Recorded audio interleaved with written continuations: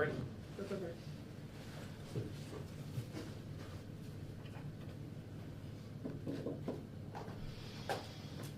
I'm good. You good? We're good. Everybody okay?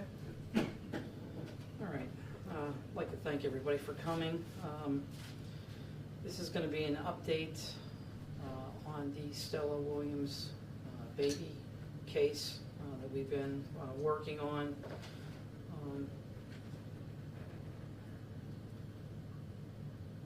I'd like to start off by saying that this has never been about what I am accustomed to in determining someone's cause and manner of death.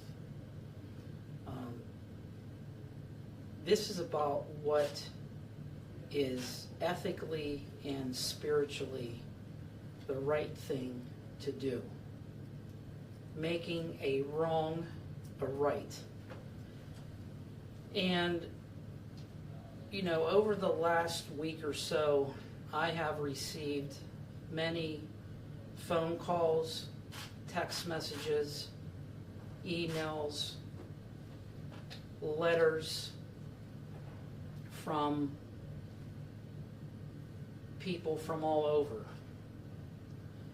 and showing their compassion, their praise for the office of what we are trying to do. And I'd just like to thank the people for keeping myself and the investigators in their thoughts. It means a lot, and again, it gives me more of a drive to continue to pursue what I feel is the right thing. Within the last week, I have been made aware that there is a state-of-the-art piece of equipment that is available to possibly assist within this investigation in locating these babies. And this piece of equipment provides ground-penetrating radar, and it's used by a company called Utility Services Group Incorporated, and they are based out of Camp Hill, Pennsylvania. And they've used this machine a lot for private use. Individuals who buy property or want to get their property properly surveyed, if they're doing work finding underground water lines, gas lines. But it's also been used a handful of times in locating certain grave sites for veterans whose families want to give them a headstone. And it has a 100% success rate.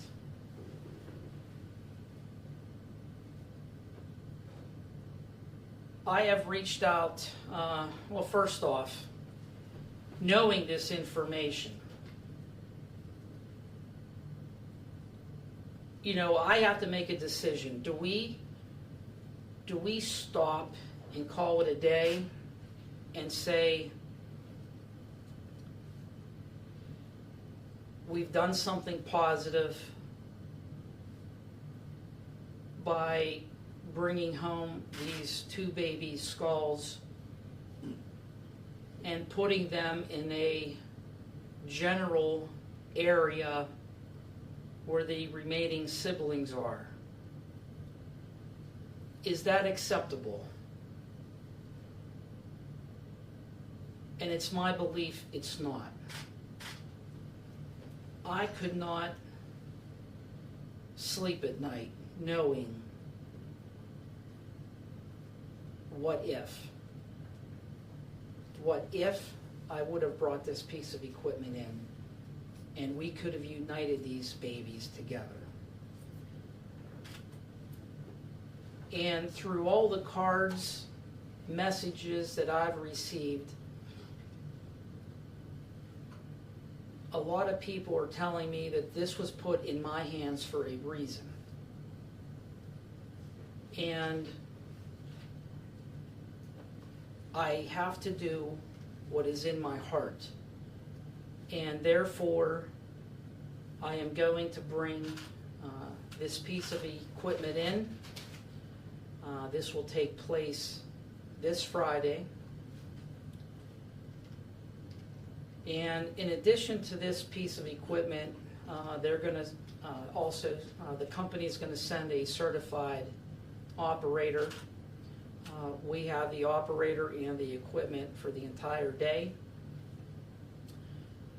I will have Ed Myers, the backhoe operator, with the backhoe, also present. I have also requested Dr. Dennis Dirkmatt, who is a forensic anthropology, who was here last week, as well as the forensic anthropology team.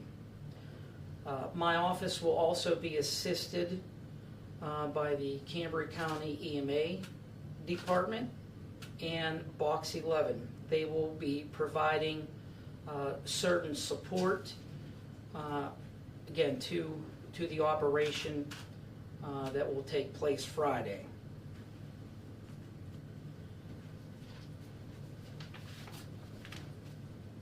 And again, I have to use all available resources that is available to me at this current time.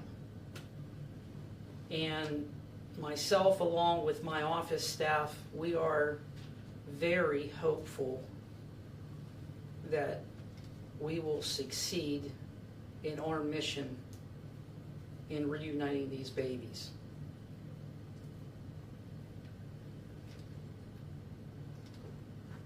Is there any questions for me at this time? Jeff, was there anything you found, obviously in addition to talking with Mr. Pupo over the last weekend, was Yes. there anything you were able to find in your record search that's going to help you kind of put that My word in use? office staff has been aggressively reviewing old records, markings, combing through a lot of past history. And we are confident that we are in the general location.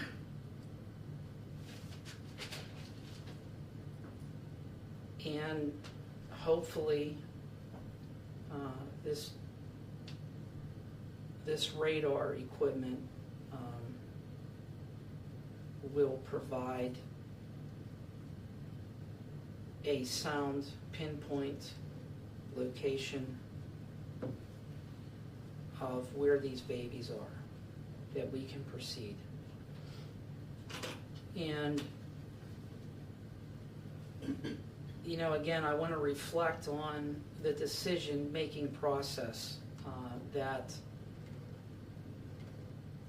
my staff and I had to do.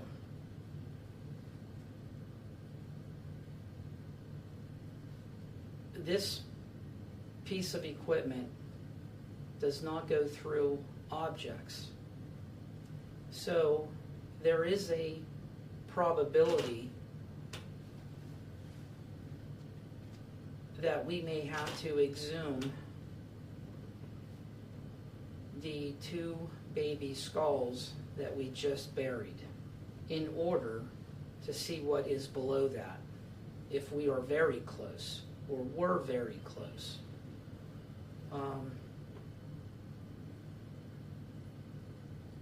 But again, I believe I need to follow through with this case and give it 100%.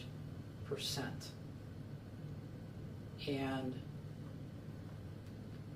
since my office has been made aware of this mishap, it has always been our goal to reunite these babies. And that's what we're going to do. In doing our research, we have found out a lot of information. It's been very educational on how things were done back then. And one of the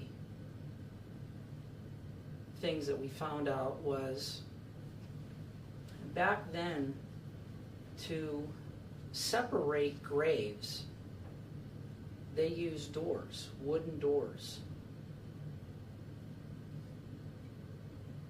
And last week, while we were performing our search, we came across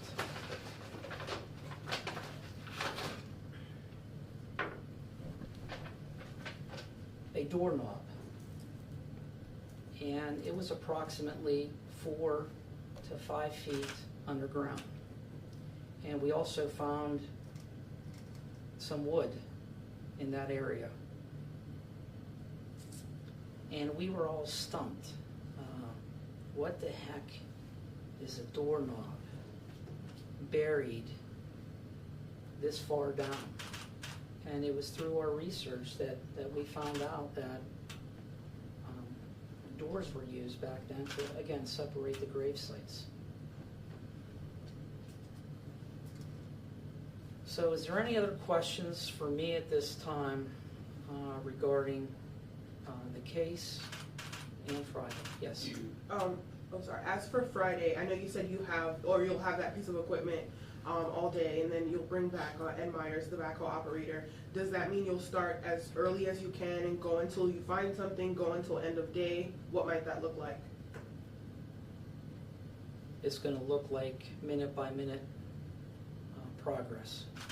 I will evaluate periodically what this machine, this piece of equipment is showing, and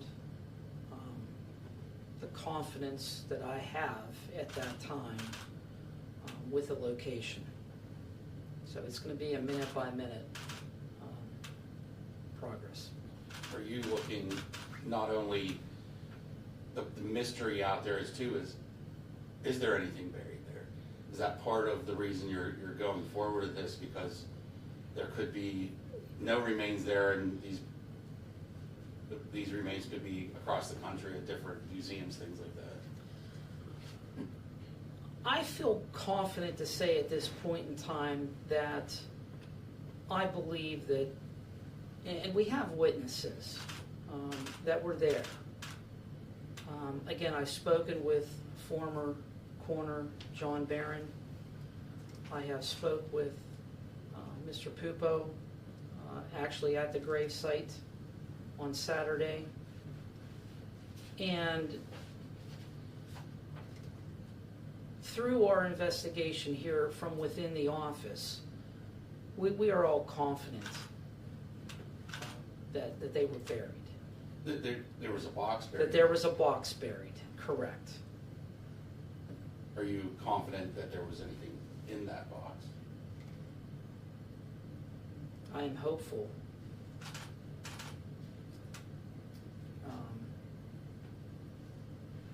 That those remains are in that box. And again, that's why I am bringing in the forensic anthropology team and also a forensic anthropologist.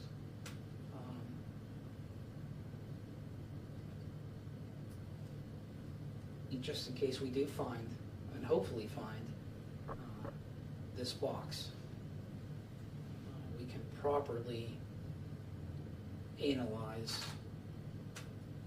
what is in it. What's this done for, how's this case affected you and your staff here.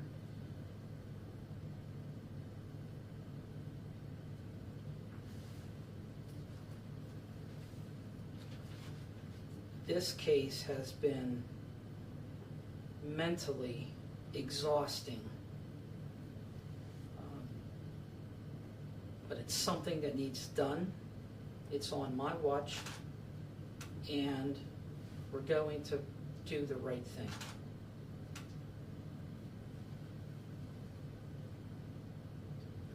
If the location device doesn't work on Friday, if there's just some more issues and problems with that, what do you think your next steps would be after the location device?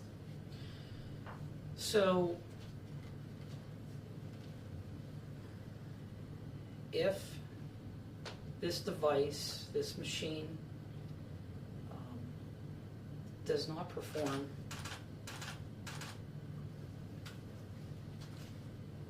I can honestly say that my staff and I gave it 100%, and it's something that I can accept. The case, if that were to happen, this case will remain open in my office until these babies are reunited. Down the road, if there's advanced technology, other technology that is created, available, you can bet that we're going to utilize all resources to do what's right. Jeff, just to give us some context of what you were talking about with the burials and with the doors, is it your understanding that the burials were kind of in columns, like a burial and then 5 or 6 feet, and then a door, and then a burial, and like that, or was the door like this? Trench-wise? It was more of a trench-wise. And the doors were used to separate those grave So markings. the doors were like, instead of like this, they were up and down, like? Yes. Thank you. Is Yes. the one key missing piece still this map? I know you found a lot of things, but We are aggressively trying to get our hands, and we have been trying to get our hands on that map, yes. Just for reassurance purposes that beyond reasonable doubt, we are definitely in the right area. And we've been unsuccessful in locating that.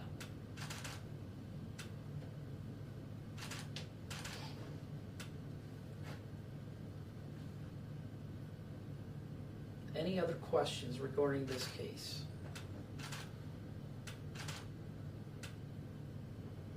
Okay. I'm going to elaborate and put to squash some rumors.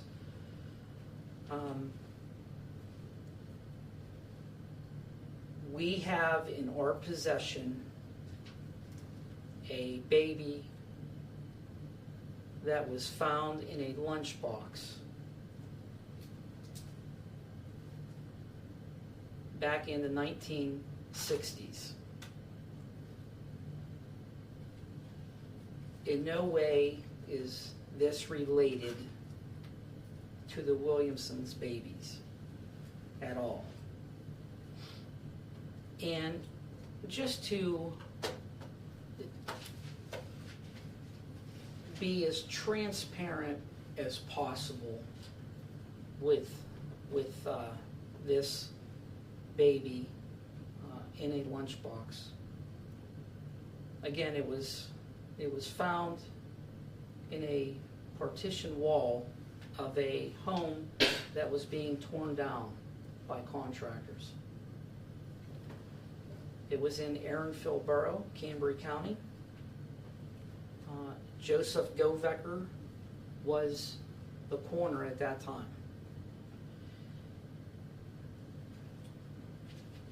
Since then, this baby and the lunchbox have been passed down from corner to corner. It has been used in high school presentations, different types of lectures of police and medical professionals.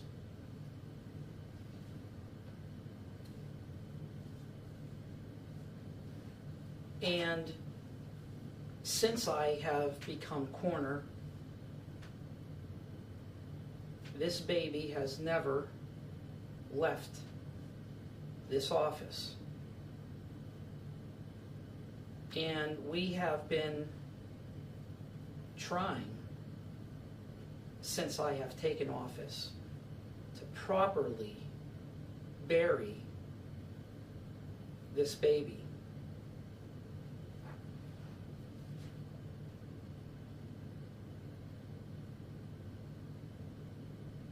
It is the law in Pennsylvania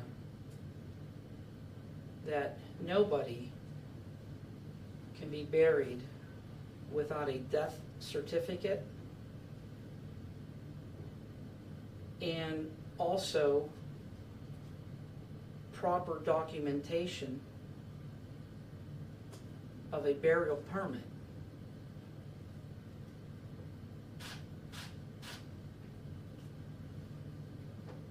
I don't know anything about this baby other than what was passed along to me when I first started here in 2000.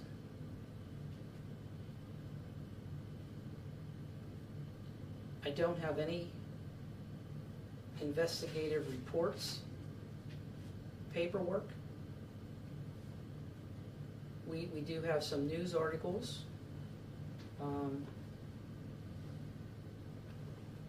So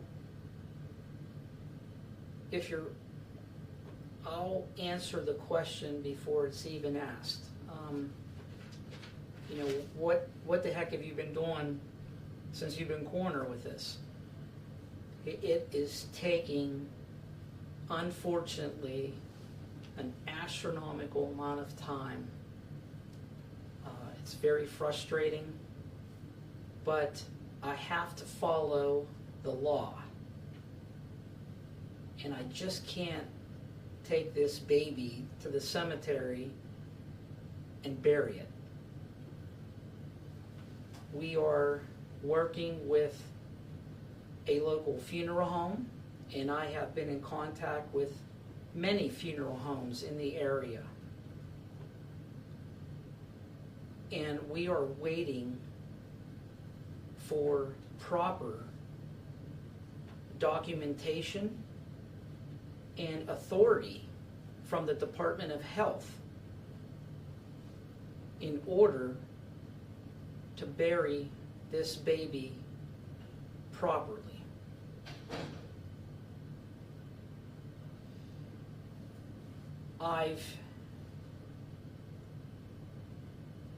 I have studied this case.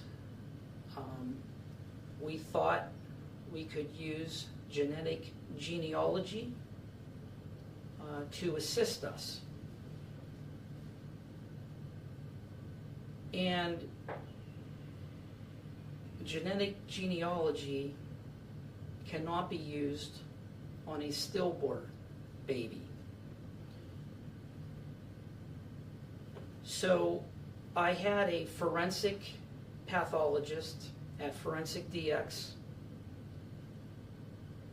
do an external examination and x-rays for two reasons. One, to soundly confirm if there is any trauma or anything suspicious, and also to properly age this baby. That exam was done a couple years ago, and it was determined that the baby was a stillborn, approximately 22 weeks gestation. Therefore, the genetic genealogy that we were hoping to use cannot be used. So, again, we are currently at a standstill, unfortunately. We are at the mercy of the Department of Health at this time. Since then, I have removed the baby from the lunchbox. I have placed the baby in a quilted blanket that was made, and the baby has been put in a sealed vault that is in our evidence room and will remain there, again, until we can properly, again, do what is right. Is there any questions regarding that?